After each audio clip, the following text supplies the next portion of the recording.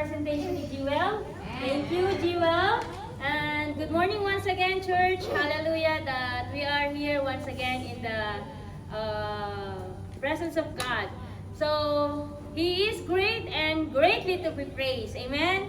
So, I just want to share to you about one story in the Bible. I believe isa to sa mga popular na story na nangyari sa Old Testament. We can find it in 1 Kings chapter 17. This was the story of the prophet Elijah. So, Prophet Elijah, he prophesied and proclaims the droughtness of the land. So, siya yung nag-prophesy ng mga panahon nila ng tagtuyot sa kanilang nation. So, he proclaims that there shall be no either rain or tiny drops of water this year. So, bakit nga kaya naranasan ng mga Israelites ang ganitong mga pangyayari sa panahon nila, noong time nila? God allowed this to happen to them because of their stubbornness, yung mind nila na talagang very wicked na. So, their wickedness exceeds to the fullest. So, galit na talaga, sagad na talaga yung kasalanan na nagawa ng mga Israelites. That's why God allowed them to suffer and to experience droughtness in the land. In 1 Kings chapter 16, it is when King Ahab became a king of Israel. And King Ahab took Jezebel as her wife. So, sino ba si Jezebel? Si Jezebel was known for her wicked actions, and Jezebel is already known as in her wicked activities. So, Jezebel has an evil spirit. She is an idolatrous woman. She opposed all the sayings of Yahweh, the God of Israel. So, nagko-conflict lahat yung sinasabi niya sa prophesy ni Prophet Elijah. So, and then because she has an evil spirit. So, King Ahab did evil in the sight of the Lord. He served Baal. Si Baal is yung Diyos-Diyosa nila that time. So, even the king of Israel served Baal, si King Ahab. So, that's why God is talagang nalungkot ang God for the stubbornness and yung wickedness, yung hard-headed ng mga Israelites na ito. So the Lord God spoken to Elijah that there will be no other rain or tiny drops of water for years. So ang ibig sabihin nito is hindi nila alam kung hanggang kailan yung tagtuyot na mararanasan nila. It could be 1 year, 2 years, 5 years, 10 years, 15 years, they don't know. They don't know. It happened the word of the Lord to come to Elijah. There are so many lessons and revelation that we can get in this miraculous story. The first that I can share to you is all about the widow. The widow, back in their times, widow was classified as the poorest in the land, meaning that they have nothing and they are living in a poverty life. But God used the life of the widow woman to sustain Elijah. So we can see here that no matter ano yung status ng buhay natin, that we can see here that no matter our level in our life, God can move in us and use us in His indescribable ways. Amen. Ay, so basahin ko muna pala, sorry. Hindi ko nabasa yung scripture.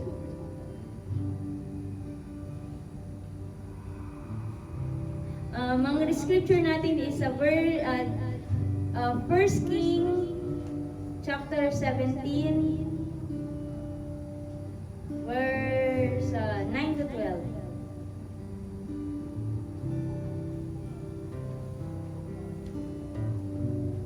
So basahin ko po mabilis. Now Elijah verse 9. Sorry. Okay, so where he went to Zarephath. When he came to the town gate, a widow was there gathering sticks. He called to her and asked, "Would you bring me a little water in a jar so I may have a drink?" As she was going to get it, he called, "And bring me please a piece of bread." "As surely as the Lord your God lives," she replied, "I don't have any bread, only a handful of flour in a jar and a little olive oil in a jug. I am gathering a few sticks to take home and make a meal for myself and my son that we may eat and die." So ito yung story ng widow and her son na nakakaranas ng tagtuyot, and then the only thing that we have in their hands is only the handful of flour and a teaspoon of oil. That's it. And then after that, they don't know. Talagang ready na silang mamatay. There are so many lessons and revelations that we can get in this miraculous story. The first one that I can share to you is all about the life of the widow. The widow back time was classified as the poorest in the land. So, ang ibig sabihin nito, they living in the poverty life. They living in the poverty life. But God used the life of this widow woman to sustain Elijah. We can see here that no matter our level of our life, no matter our status in life, God can move in us and use us in His indescribable ways. 2 Timothy chapter 2 verse says, "The Lord wants to use you for special purpose." The Lord wants us to use for special purpose. The question here para sa ating lahat, mga kapatid, are we ready to serve our King of Kings? We can offer to God no matter what our status in life, di ba? We can offer to God kung ano ang level ng buhay natin sa ngayon, because God sees the heart of His people. God is concerned to the heart of these people. So the widow in our story, the widow chose to obey and choose to offer her time to prepare and do what the servant of the Lord says. Offering her time, especially in her very difficult situation, is really challenging. Very challenging sa kanya yung sitwasyon na ito. Likewise din sa atin, sa panahon natin ngayon.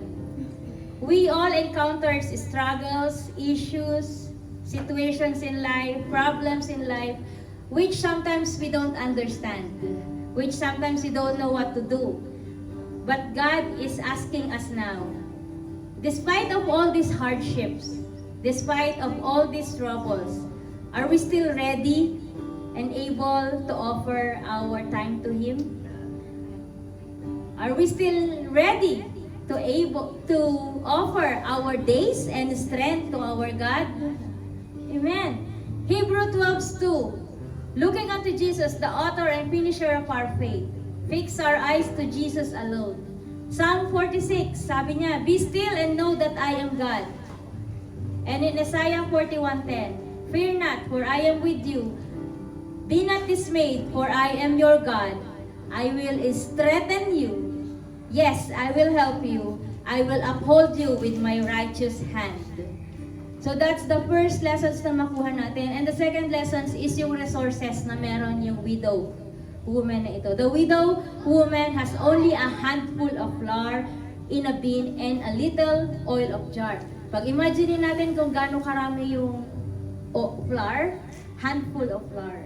So ganyan na lang yung natitira nila and they will die. So, gano'n na lang yung inaasahan nila. Sabi pa nga doon, sabi doon sa scripture na nabasa natin, she was about to prepare food for her and for her son that they may eat their last meal and they will die. So ready na talaga siya. Ready na siya. So there is nothing left after this. After this meal, they know that they will die. So hopeless, frustrated, downhearted, fearful. Lahat siguro yan naramdaman na ng widow woman. But despite of this, the widow woman chose to obey. The widow woman chose to offer to the Lord what she has. She did what God says according to the word of Prophet Elijah. So makikita natin dito that the only resources she has is very important to her. Diba? Kasi yun yung pagkain nila. But He chose to offer it to our God. God is telling us right now to entrust to Him whatever resources we have. Offer to Him what do we have wholeheartedly with faith and love. Remember this, church, that God supplies even in the midst of poverty or difficulties. We can also learn here that God wants us to practice faith over fear. Let's just face this, that this is a test of our faith over fear.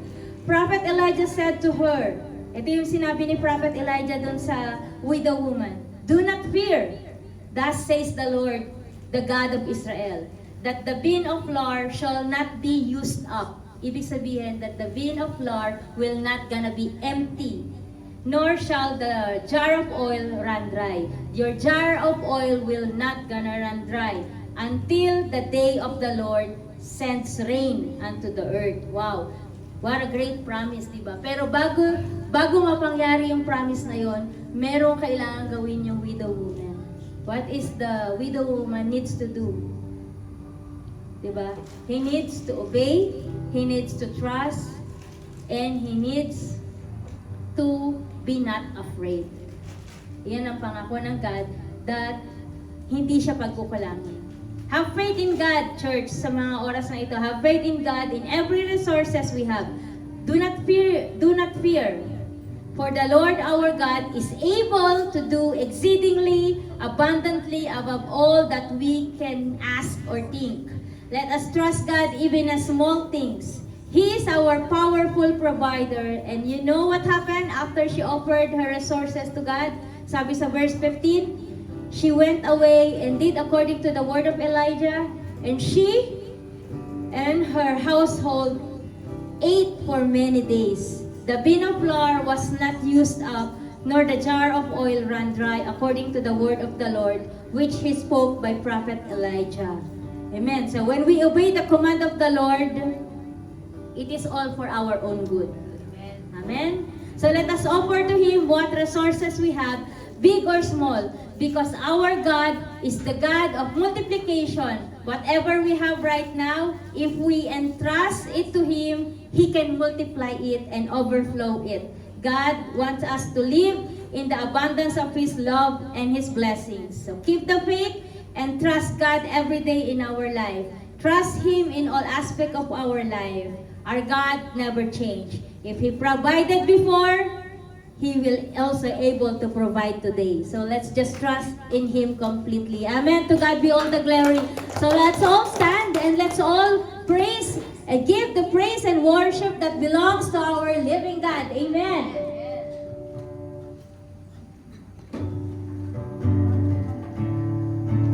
Amen. So let us all give our best praise and worship to our living God.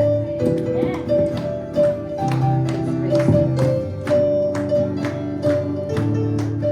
Let's all give glory to our God.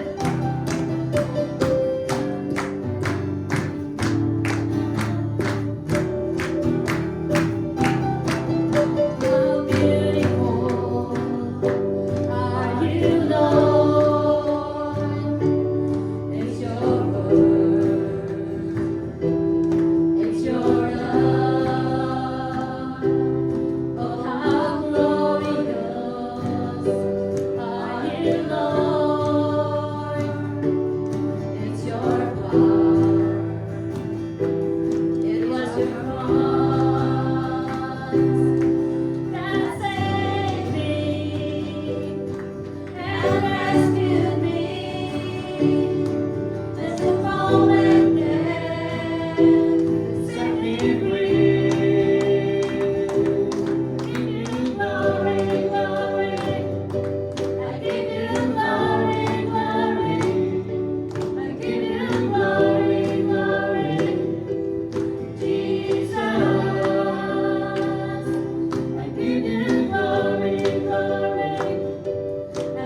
you glory, glory. I give you glory, glory. Jesus, how beautiful are you, Lord? It's your word, it's your love. Oh, how glorious are you, Lord? It's your power. It was your cross that saved me and rescued me. Just a moment there to set me free. I give you glory, glory. I give you glory, glory. I give you glory, glory. Jesus, I give you glory, glory. I give you glory, glory. I give you glory, glory. Jesus, in the crown of thorns, you became a king forever. With a crown of thorns, you became a king forever. With a crown of thorns, you became a king forever.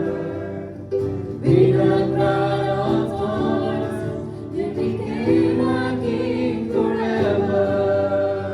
With a crown of thorns, you became a king forever. With a crown of thorns, you became a king forever. That saved me and rescued me.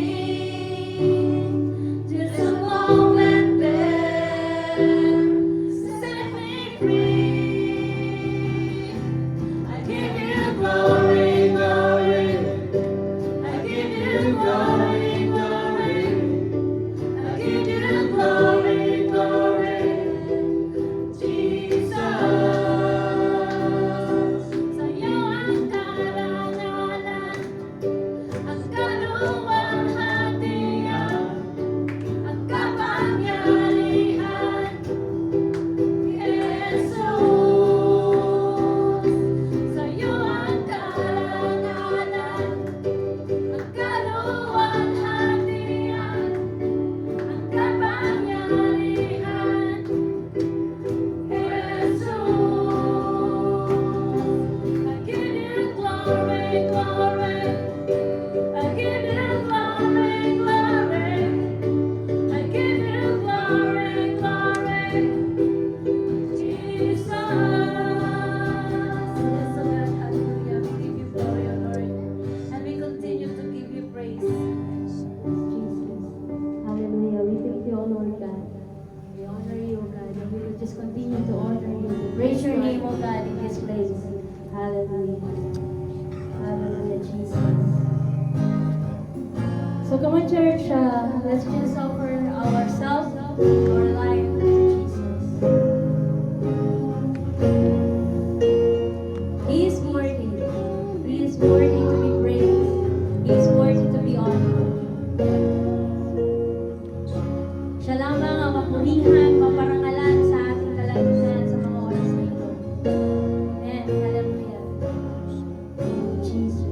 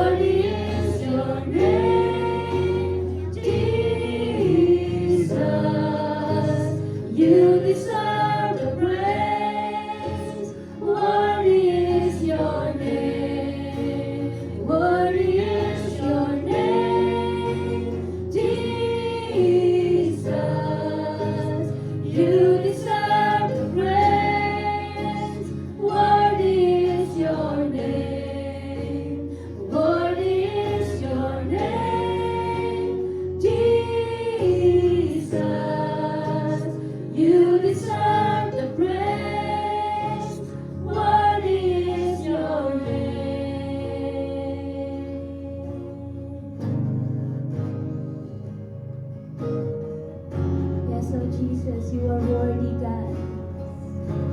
You are worthy, Lord. You are worthy, oh God. We exalt your name in this place, oh God. We exalt you in our hearts. We exalt you in our life, Lord. Exalted now in the heavens, as your glory fills this place. You alone deserve our praise. You're the name above all names. Be exalted now in the heavens, as your glory fills this place. You alone deserve our praise. You're the name above all names. Be exalted now in the heavens, as your glory fills this place. You alone deserve our praise. You're the name above all names. Let's exalt the name of Jesus. Let's open our mouth and exalt the name of Jesus. Let's sip our hands on His name, because He deserves the glory. He deserves the highest praises. He deserves everything. His name above all names. Be exalted. Be exalted, oh Jesus.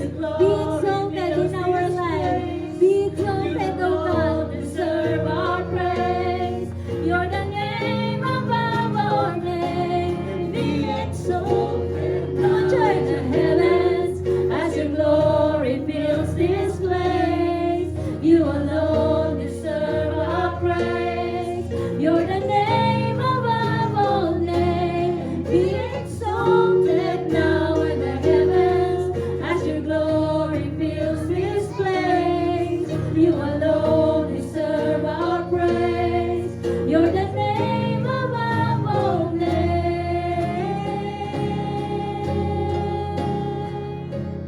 Worthy is your name, Jesus. You deserve the praise. Worthy is your name. Worthy is your name, Jesus. You deserve the praise. Worthy is your name. Worthy is your name, Jesus. You deserve the praise. Worthy is your name. Worthy is your name, Jesus. You deserve the praise. Worthy is your name. Karapat-dapat ang ngalan mo. Karapat-dapat ka, papuri ko'y sa'yo. Karapat-dapat ang ngalan mo. Karapat-dapat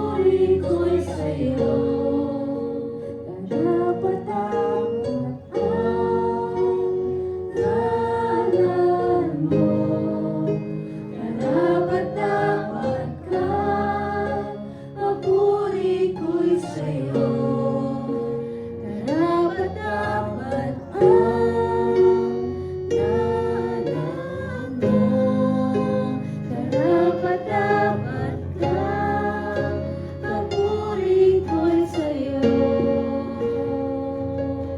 Praise the Lord. There's no other name that given to us, only the name of Jesus. Kaya po, karapat-dapat kang sambahin, Panginoon. Lord, we speak Jesus in this place. We speak Jesus in our family. We speak Jesus in this town, city of Spruce Grove, Lord God. Jesus, you're the Lord of our lives. Lord, salamat sa grasya at habag na binigay mo sa amin, Panginoon, even to the point of death, na kami po dapat ang mamatay, Lord God. Ngunit inako niyo po, Panginoon, ang kamatayan para kami magkaroon ng buhay Amen. na Yes, walang Lord. hanggan. Lord, salamat at ngayon pa lamang ay naka-prepare na po yung lugar namin sa kalangitan, Lord God. At habang hinihintay po namin ang panahon na yan, Lord God, ang time na yan, Lord God, gamitin mo ang bawat isa na punuin ang langit, Panginoon. Amen. Yes, Lord. Lord, thank you so much. We are not worthy, but you became worthy for us, Lord God. Amen. Yes, We God. have the righteousness in the sight of God. Yes, Lord. Lord, Amen. tulungan mo po kami maging holy. Amen. Yes, Lord. Tulungan mo po kami, Panginoon, na mamuhay ng banal ayon sa iyong kalooban, Lord God.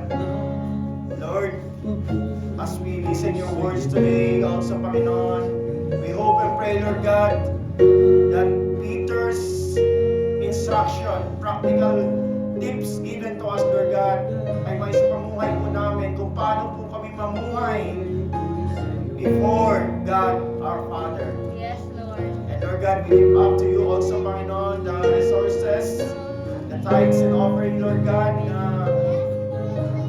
hindi po ito kailangan, Lord God, but you test our obedience. Panginoon, salamat sa mga kapatiran na tumugon at nag-obey ko sa iyong instruction, Lord Yes, God, Lord. that you bring back what belongs to you. Lord God, patuloy mong pagpalain ng aming mga employers and even our businesses, Lord God, clients, and even our lives, Lord God, so that we really continue to be a blessing of others. Lord, open the hearts of your people Amen. Yes, na Lord. malaya pong magilaw sa ibang espiritu Yes, sa aming kalagitnaan. Lord, you are a great audience, Panginoon, sa hamong ito, Panginoon.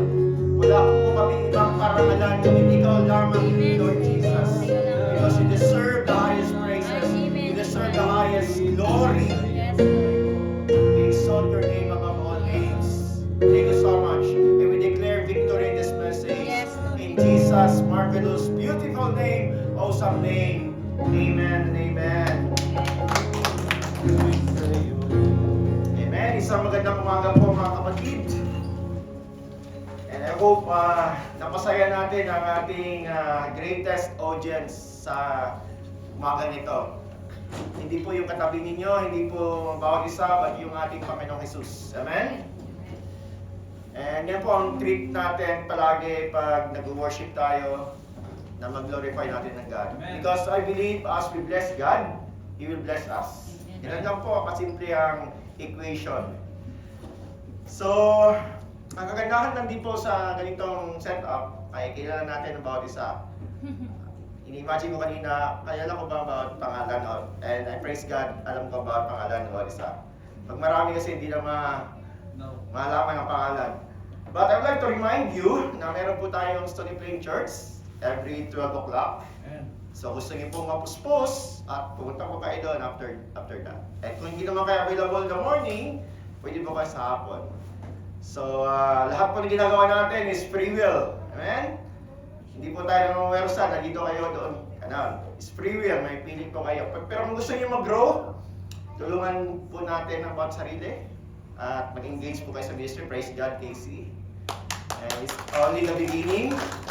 And I believe next time ay marami na po tayong magagawa sa Panginoon. Amen? I know boy is playing guitar as well. Amen. Amen. So ang theme po natin sa hapong ito ay tapusin po natin yung 1 Peter. Yung first is 1 Peter 3 verses or 4, then second Sunday, Peter ulit. And ngayon Peter ulit tayo. First Peter naman ito, 13 verse to 25. So basahin po muna natin ito. So, therefore, gird up the loins of your mind, be sober, and rest your hope fully upon the grace that is be brought to you at the revelation of Jesus Christ.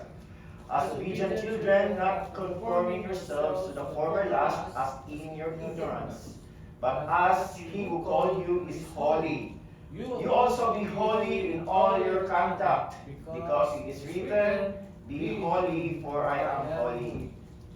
And if you call on the Father, who without partiality judges according to each one's work, conduct yourselves throughout the time you stay here in fear, knowing that you are not redeemed with corruptible things like silver or gold from your aimless conduct received by tradition from your fathers, but with the precious blood of Christ, as of lamb without blemish and without spot.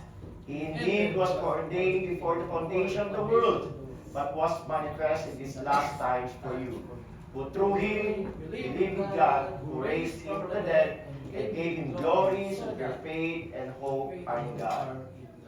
Since you have purified your souls in obeying the truth through the Spirit, in sincere love of the brethren, love one another fervently with a pure heart, having been born again, not of corruptible seed, but incorruptible, through the word of God, which lives and abides forever.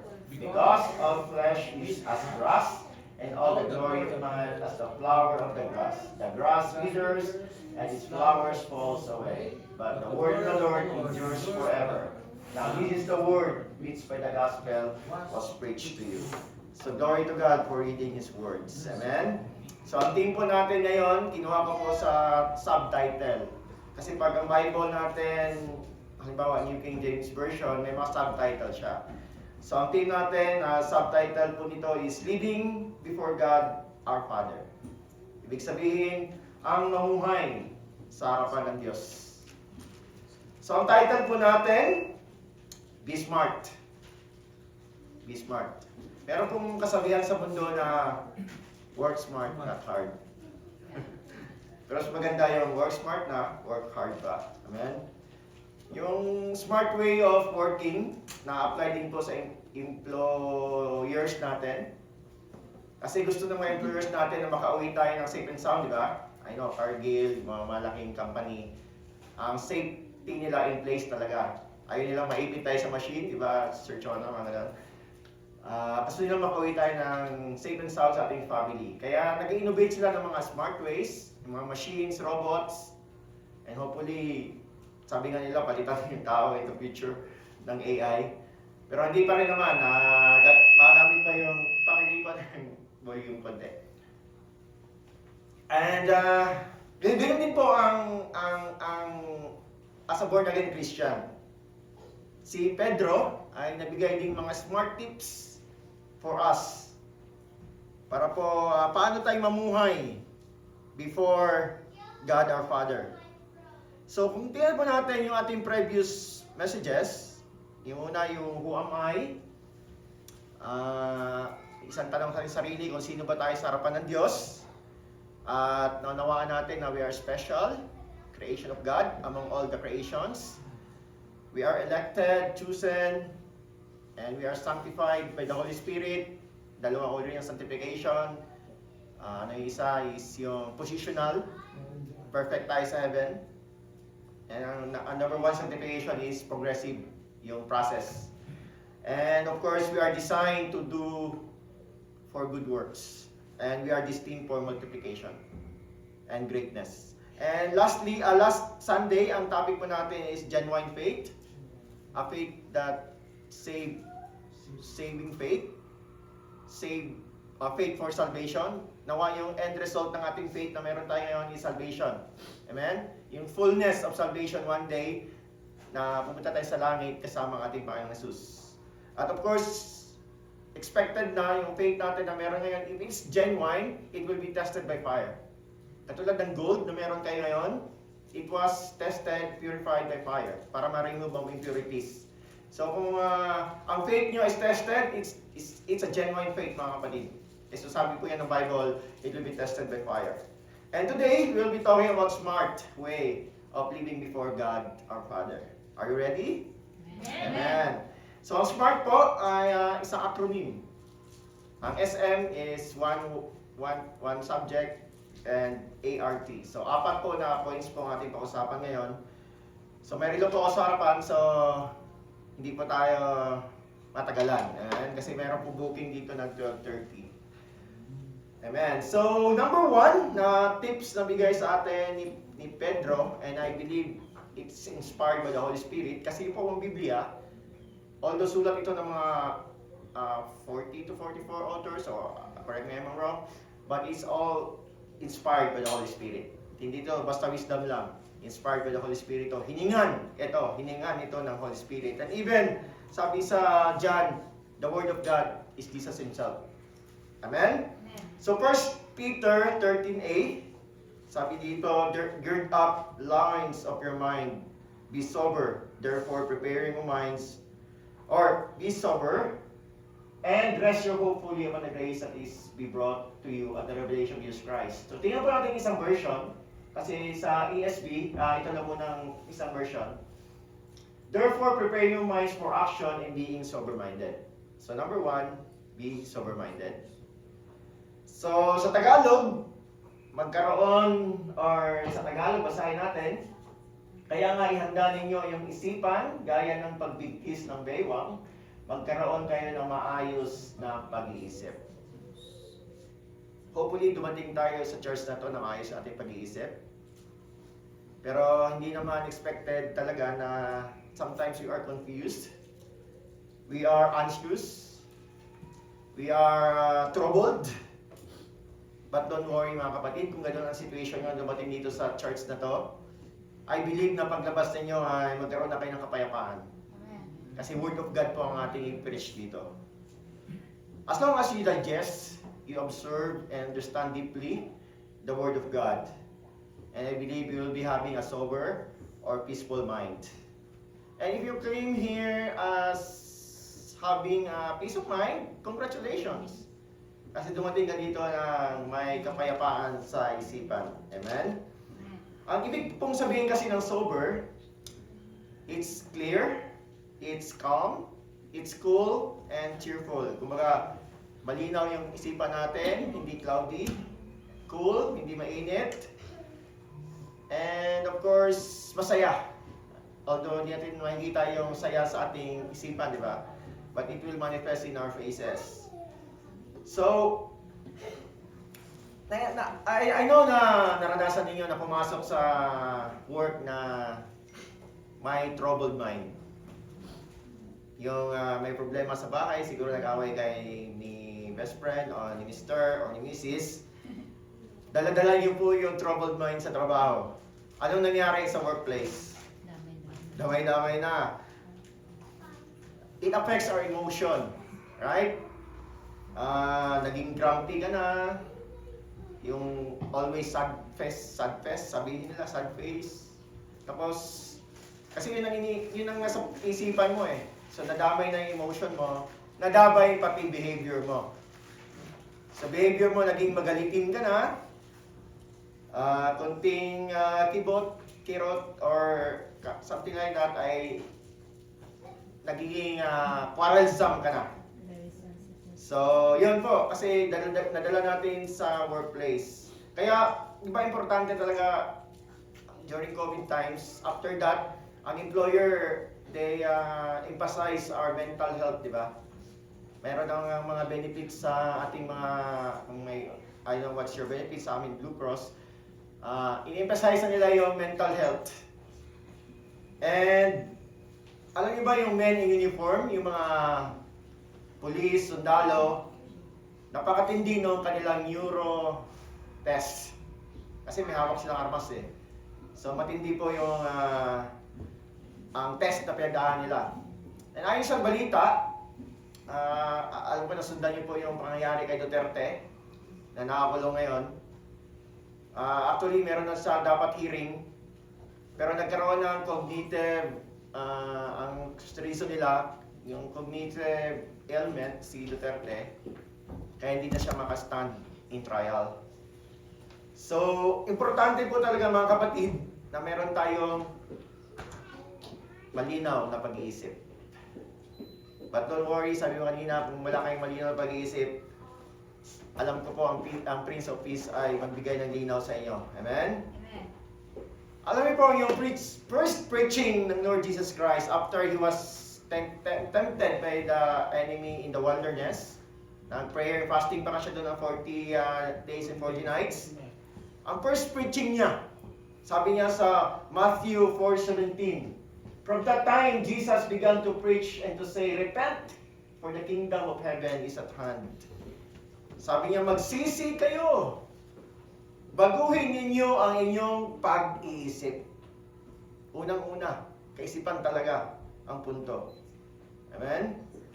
Kasi po, the Lord God, although He is all-powerful, all-sovereign God, hindi niya kayang baguhin, or meaning hindi niya kayang kontrolin ang ating pag-iisip. Kasi di ba may free will tayo? So, it's our decision to change our mindset. I even cannot change your mindset. It's up to you. It's your commitment and intention to change your mindset. And of course, by the help of the Holy Spirit that is in you.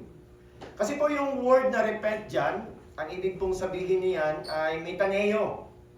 Na ang ibig sabihin is think differently or change of mind. Kaya sabi po ni Pedro sa ating binasa kanina, be sober-minded. At nabigay si Pedro doon, how to be sober-minded. At pinokos niya po ito, set your hope fully on the grace. And who's the author of grace? God is the author of grace. Jesus Christ is the implementer of grace. Kasi siya ay namatay sa krus ng Kalbaryo. At ang Holy Spirit ang helper ng grace. Amen? So meaning mga kapatid, our minds must set in the things of the Spirit.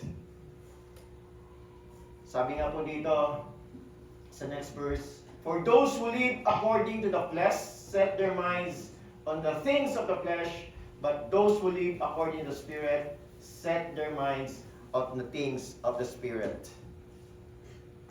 Paano po pag lagi natin sineset ang ating isipan sa things of the Spirit? Mag-manifest po ito sa ating emotion. Meron tayong love palagi, meron tayong joy, meron tayong peace. And it will manifest in our behavior. Meron tayong patience, meron tayong kindness, meron tayong goodness, gentleness, self-control, faithfulness. Nakita niyo po yun? It's tested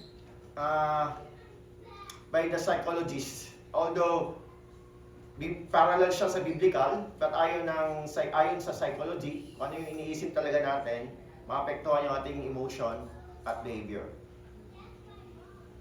Ayon din po sa Bible yan. If we set our minds on the things of the Spirit, our emotion is full of love, joy, and peace. And this one is kindness, goodness, and so on. Amen? So, di ba kayo nagtaka na we are designed na utak natin nasa taas? Paano kung ang nilagay kayo ng Lord is kwan? Sa puso pa. Bahala kayo man ang maisip. Sa talampakan. Talampakan, tenga, mga ano, no? Tapos may never-ending question tayo. Yung universal question na, who's to follow?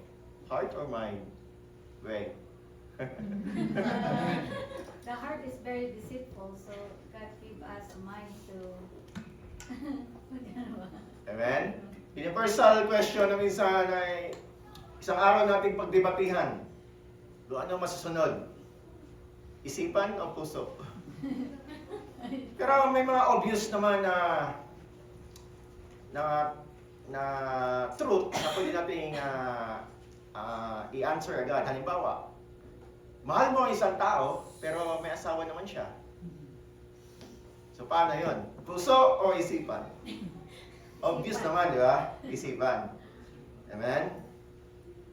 So, the answer, kung mayroong mga hindi natin maipaliwanag kung ano bang sundin, puso or isipan, tingnan natin ang Biblia.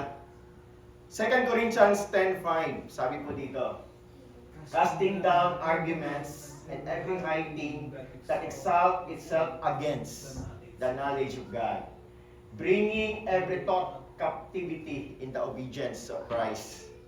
Tagalogin ko po ha.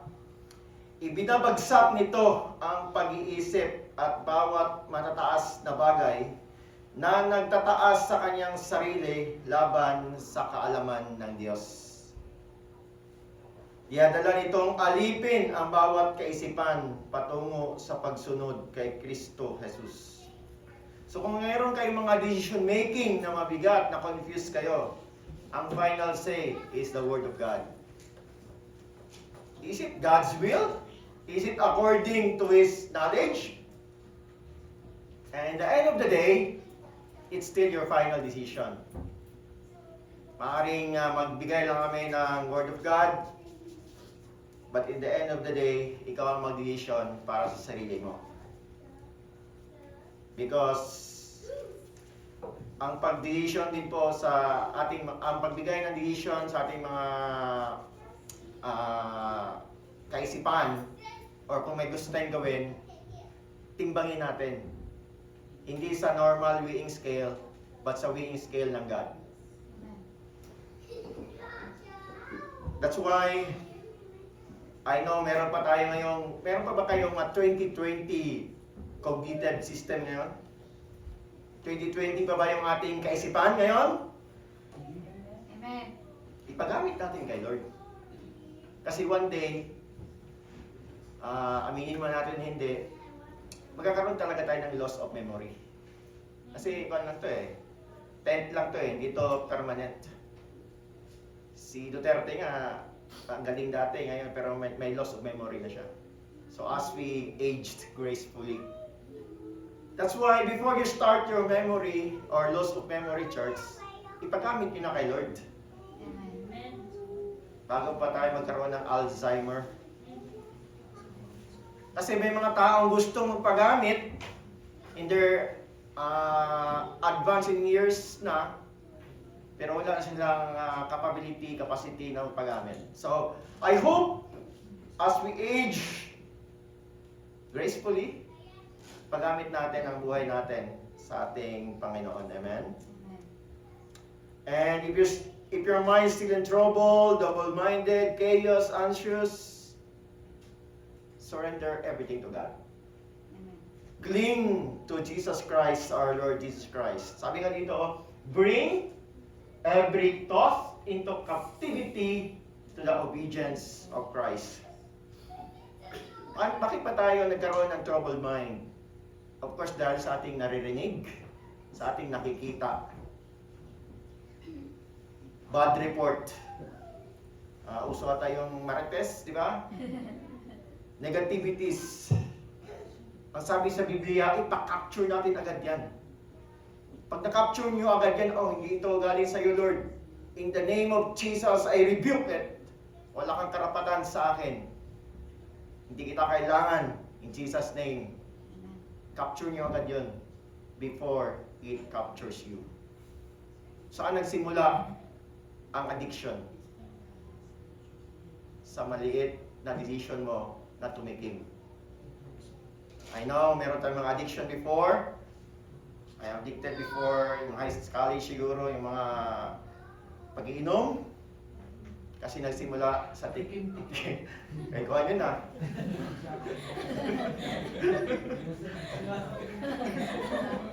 Babalik yung katupe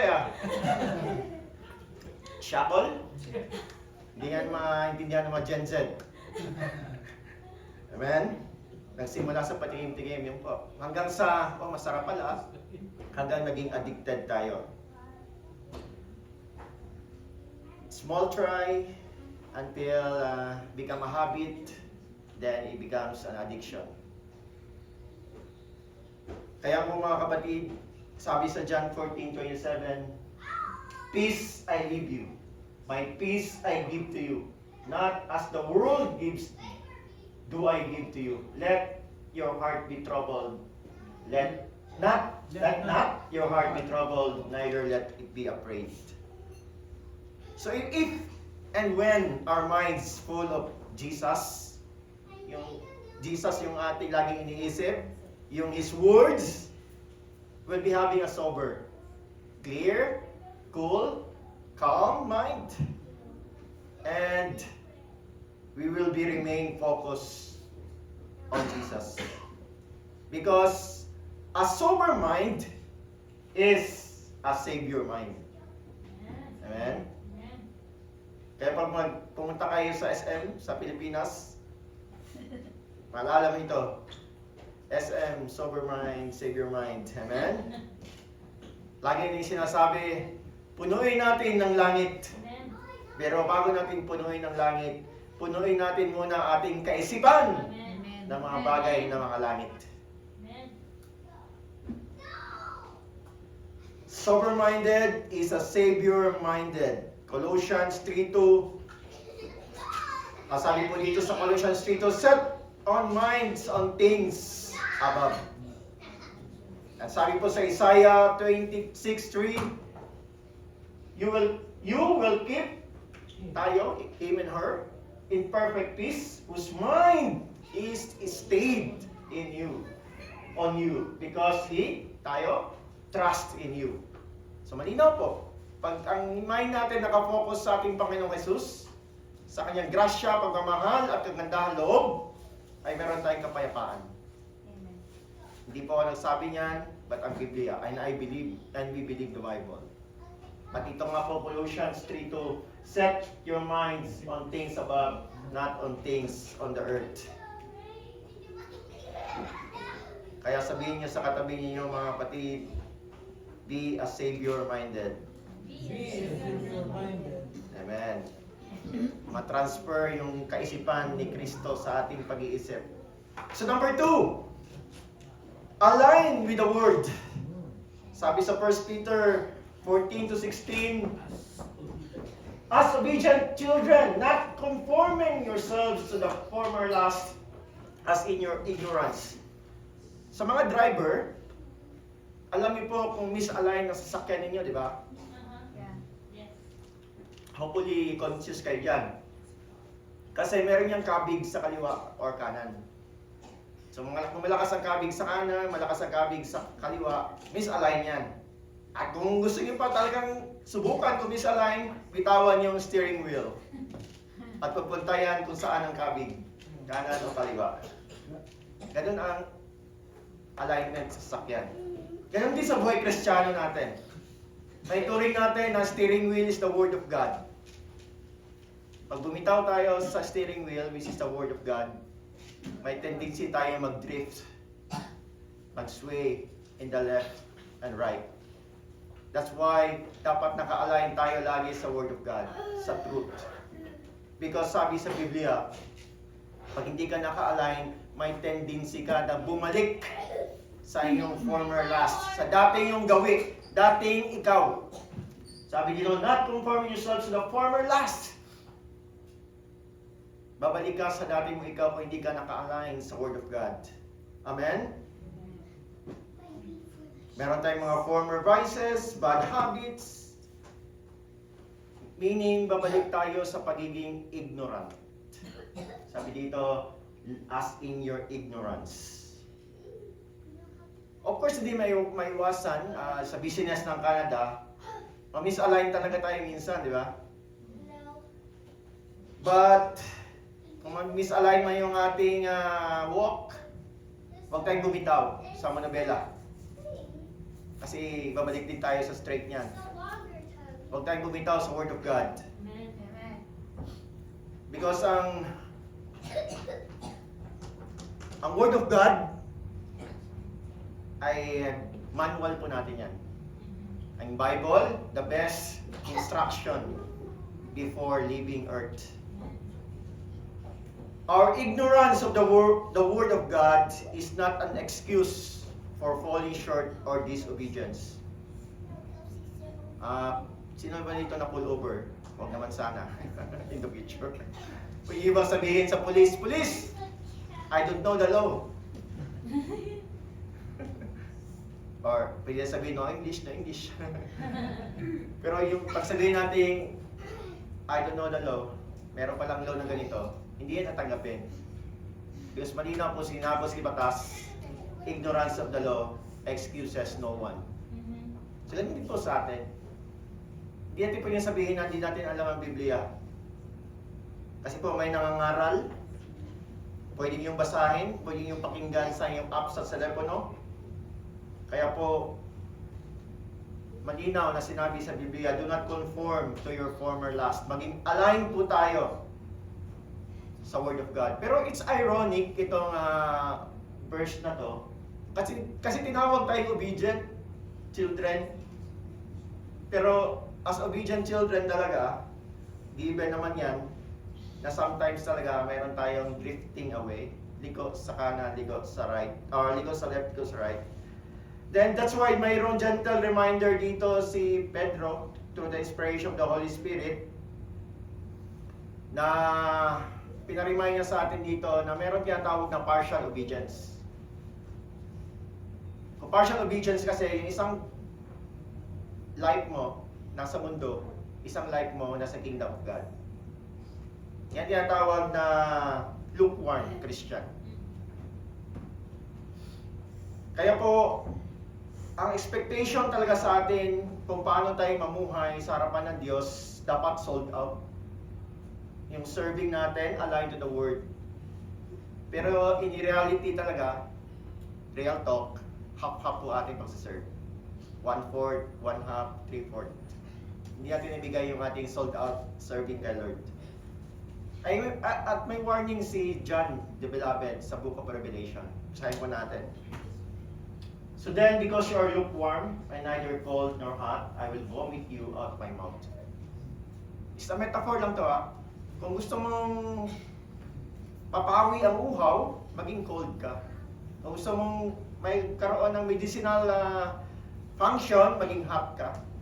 Huwag maging lukewarm. It's an analogy of half-hearted conformance to God's will.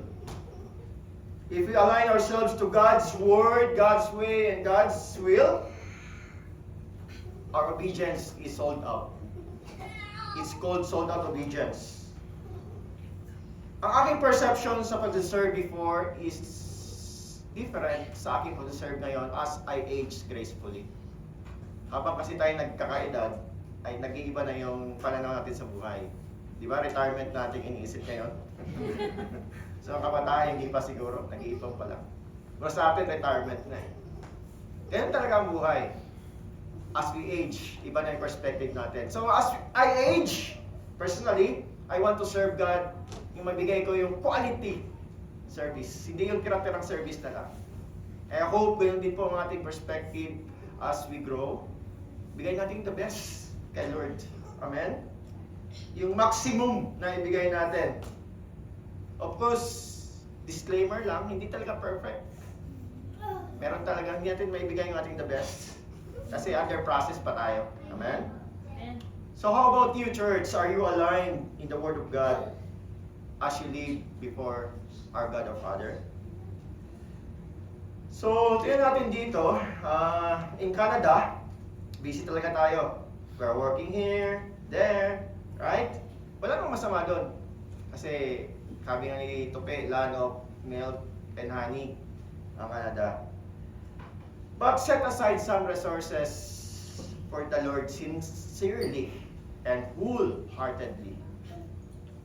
Allot some treatise, yung time, treasure, and talent for the Lord. Apostle Paul is working while serving. He is a tent maker. Pero hindi yung hindrance sa kanya na mag-serve kay Lord. Kasi naka-align siya sa Word of God. Amen? In 1 Peter 1:15, sa dugtong na niya, as He who called you is holy, you also be holy in all your conduct, because it is written, be holy, for I am holy. Of course, sabihin natin, mahirap magpakabanal. Ang ibig sabihin ng holy dito is yung mas-separate lang tayo sa mundo. Ilan naman dito? Be separated to the world. Namuhay pa rin tayo sa mundong ito, but we are to live so as to be dedicated totally to God. Separated totally from the sin of this world. Kumbaga, ang holy po is dedicated to the kingdom system and separated in the worldly system. Of course, hindi madaling maging banal. But ang question po, is it doable? Of course, doable. Amen? Doable po siya, mga kapatid. It's just a matter of decision and intention. Sabi ni Pablo, be holy for God is holy. Kaya po yun natin i-declare, Lord, I am holy because God is holy. Kaya po, kung paano tayo mamuhay before God, sabi ni Pablo, una, be sober-minded or Savior-minded. Pangalawa, align with the Word of God. Pangatlo, be reverential. Ibig sabihin, in verse 17, ito lang, balik lang sa isa. And you call the Father who without partiality judges according to each one work, conduct yourself throughout the time if you stay. Stay natin dito sa mundo. Ang ibig sabihin ni Pedro. In fear. So ang fear dito, may malaking kaibahan dito sa fear in the Old Testament. Sa Old Testament, takot sila sa Diyos dahil ang Diyos, takot sila maparusahan. Kasi na-treat nila ang God, which is the God of wrath. Pero sa atin, sa New Testament, in our generation, iba na itong fear na to. Ito yung tinatawag na awe, deep respect, honor toward God. Alam mo, may mga parents tayo, that's the kind of fear.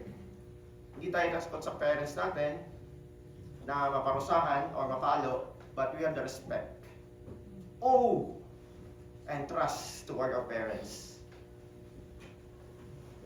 Of course, it's closely related to the fear of the Lord. But as mentioned, it's not fear of punishment, but a reverent recognition of God's holiness, greatness, and authority.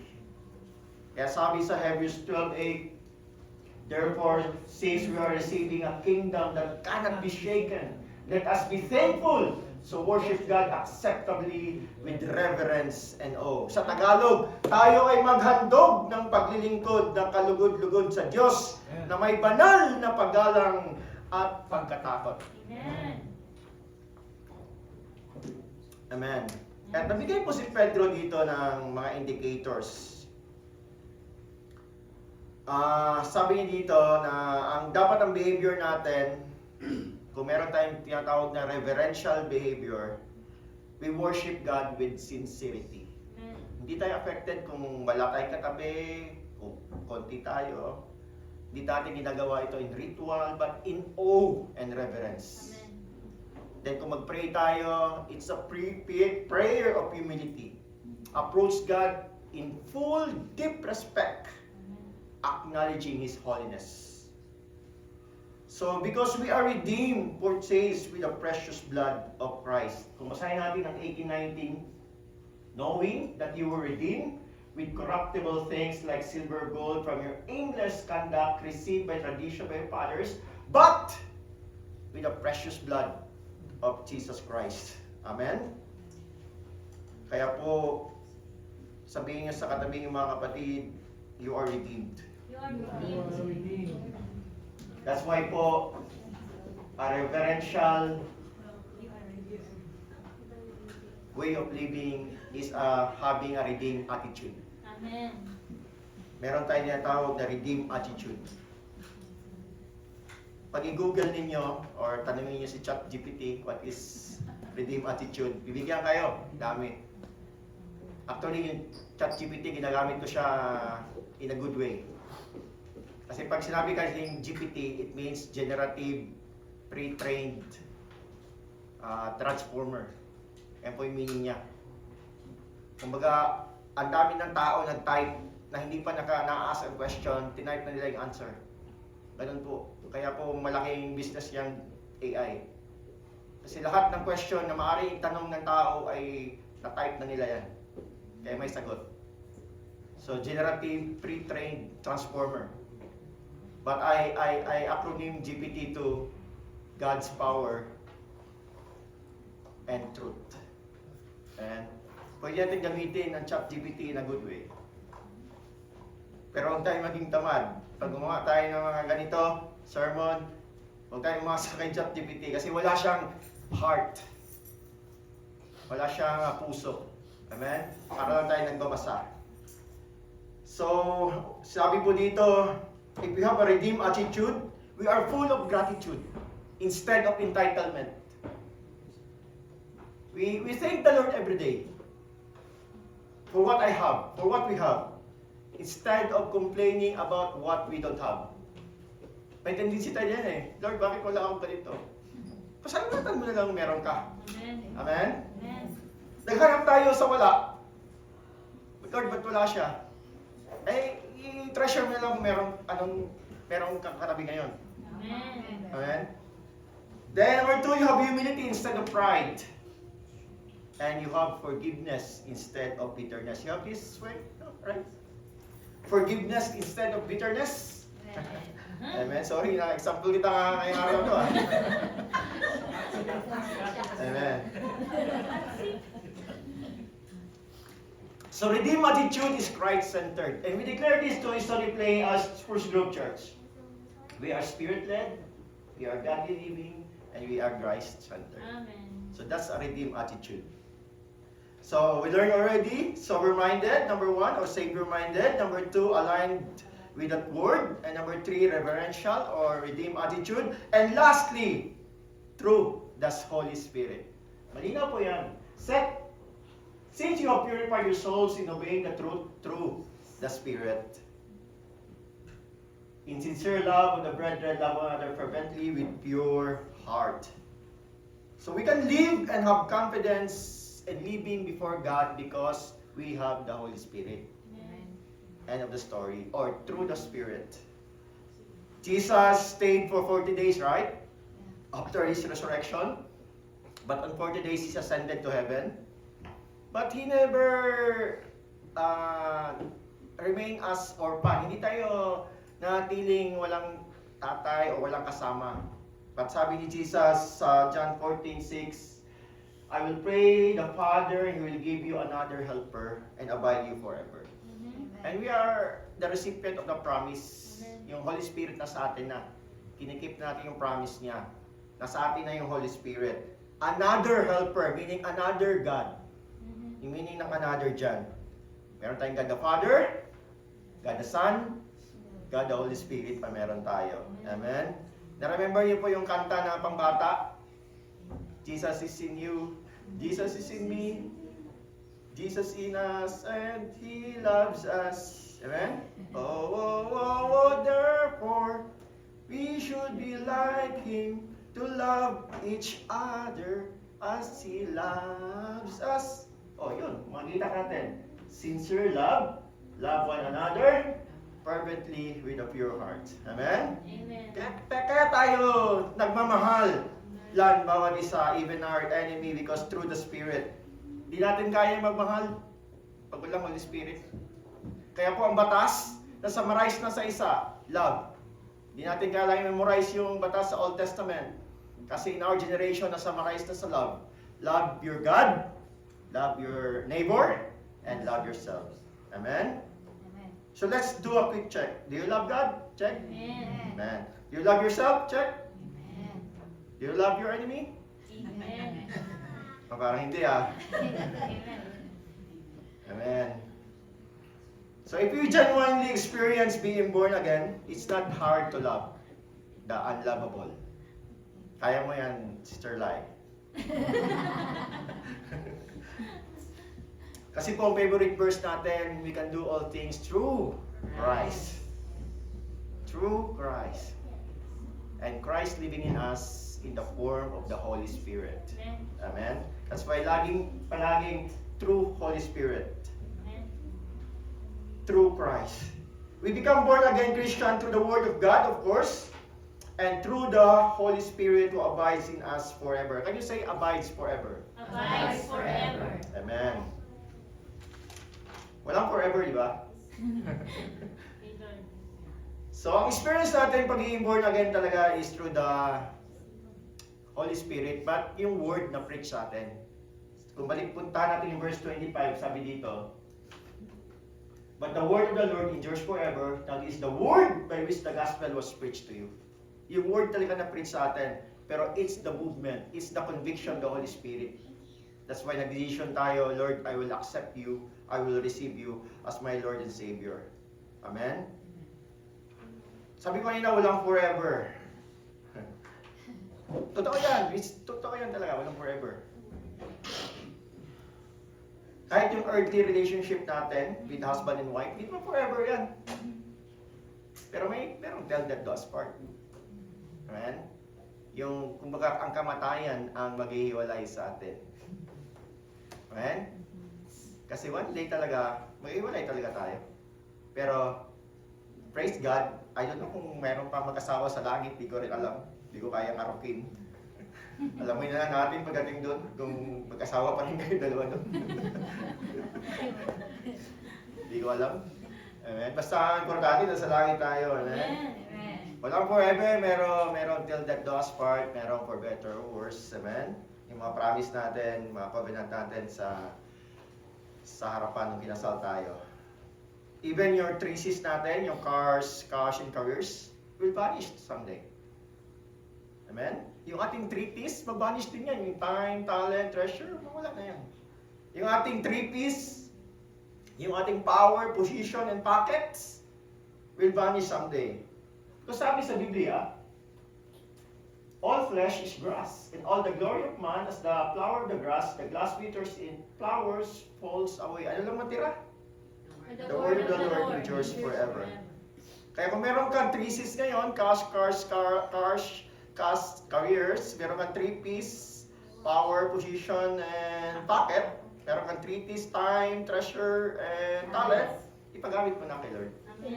Kasi in the future, wala nang gamit yan. Magsisi ka na, dapat pinagamit ko dati. Amen? I may not convince you, I may not convict you na gawin niyo yan, but I believe through the Holy Spirit na meron ka, kikilos siya sa buhay mo. Amen? Just step out from your comfort zone. Yan lang talaga. And I believe the favor of God will with you. So, balikan natin yung Romans 8:15, yung sabi ko dito, set your minds on the things of the Spirit. So, let's allow and yield the Holy Spirit. Let us not grieve and quench the Holy Spirit that dwells in us. Yung permanent residence sa atin, yung Holy Spirit, permanent residence na yan. PR na yan sa atin. Di yan mawawala. Kaya po, through the Spirit living is communion or partnering the greatest person of the universe. Sabi po dito, through the grace of the Lord, Jesus Christ, the love of God, and the communion of the Holy Spirit. So pag sinabi pong communion, makipag-tune in tayo. So true Spirit is being tuned in to the Spirit. Amen? Kaya declare natin, sundan niyo po ako. Holy Spirit, I need you. Holy Spirit, I need you. Fill me with your presence. Fill me with your presence. Guide my steps every day. Guide my steps every day. Give me strength, peace, and wisdom. Give me strength, peace, and wisdom. Lead me closer to Jesus. Lead me closer to In Jesus. Jesus' name, amen. In Jesus' name. So, living through the Spirit is tuning in the Spirit. So, isummarize natin. Overtime tayo ng 5 minutes. So, smart way of living before God our Father is Savior-minded, accordance with the truth, redeem attitude, and tune in to the Spirit. Amen? Amen. So, huwag niyo pong kalimutan yan. Smart way of living. Amen. Ang team natin, living before God. It's a blessing already. Hindi sinabing dying before God our Father. It's living. Buhay tayo, kapatid. Wow! Bakit buhay tayo? Kasi merong namatay para sa atin. Amen? Yan yung katotohanan. Someone offered and died before us, and that someone named Jesus. I would like to call the team. Jesus stand before you and me. Jesus shed His blood at the cross. Jesus overcome the grave. Jesus took our guilt, our shame, our unrighteousness. That's why we can live our lives before God our Father. Jesus finished everything at the cross. That's why mga kapatid, as we stand,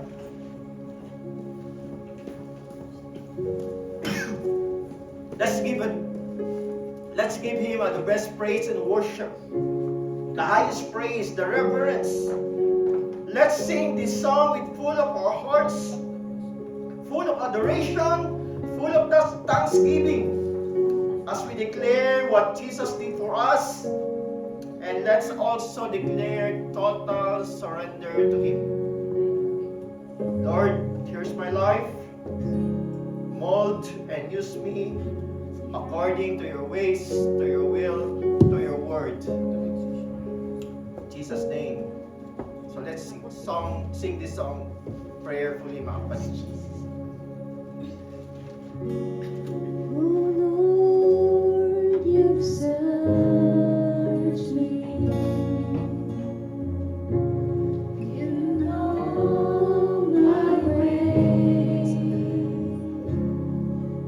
Even when I fail you, I know you love me.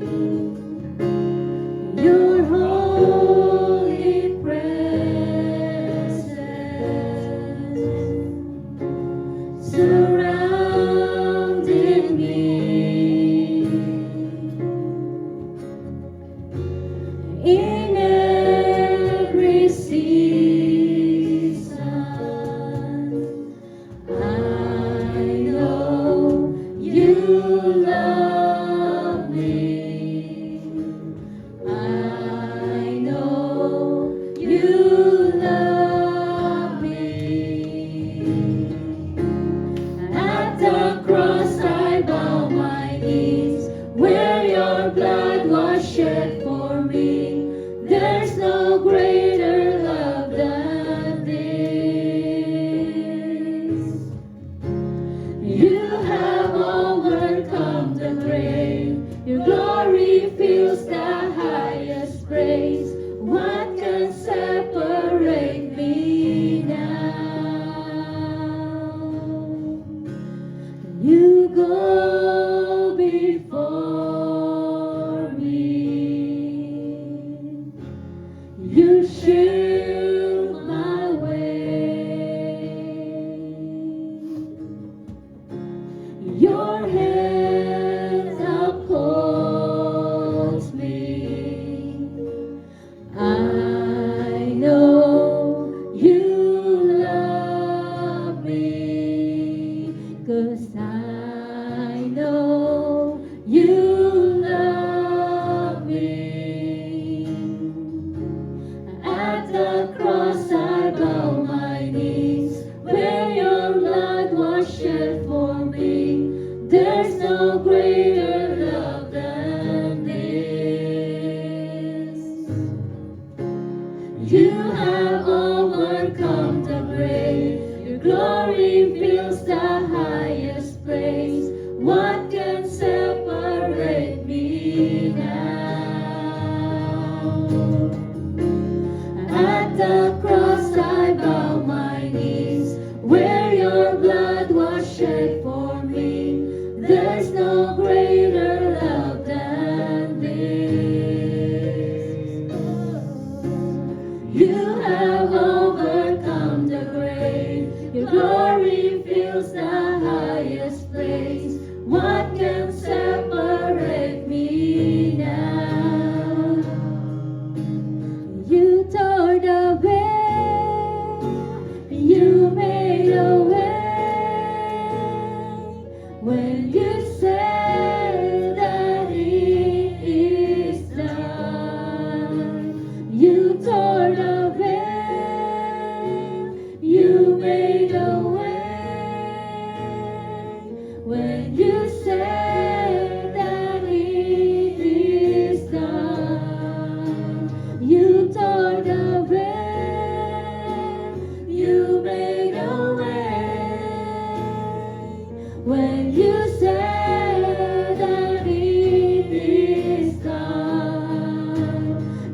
tore the veil, you made a way. When you said the leaf is done. Lord, salamat Panginoon na mabuhay lamang na sa iyong harapan, Lord God, ay napaka-blessing na Panginoon. We can live before God our Father. Instead kami po mamatay, Panginoon, ay inako niyo po ang kamatayan para sa amin. It's a blessing already, God. And it's a bonus na bigyan niyo po kami ng practical ways how to live before God. To have a Savior-minded, to have a attitude or to have a attitude towards the truth, Lord God. And we have a reverential or a redeemed attitude. And we are tuned into the Holy Spirit, the great helper in me and us. Greater is He that who is in me than He who is in the world. That's the Holy Spirit. Salamat, Panginoon. And we believe we become victorious as we journey this life, Lord God. Salamat, Panginoon. And salamat din po sa mga kapatiran dito po ngayon. Yes, Salamat Lord. sa buhay ni Sister Maria and family. Amen. Yes, Salamat po, God. mga kapatid. And salamat sa mga nagpagamit Amen. Yes, Lord. para po sa kingdom of Lord. At salamat sa mga pagkain na may pagsaluhan later. Yes. Sanctify this food with nourishment in the physical body. And Lord, as we raise our hands towards heaven, the Lord bless you and keep you. And even enlarge your territory. The Lord make His face shine upon you and be gracious to you and empowers you with the gift and the fruit of the Holy Spirit. And the Lord lift up His countenance upon you and give you peace. And that's a blessing of shalom. Nothing missing, nothing lacking, nothing broken. And we receive them in the name of the Father and the Son and the Holy Spirit. And all the children of God will say aloud, Amen. Amen, amen.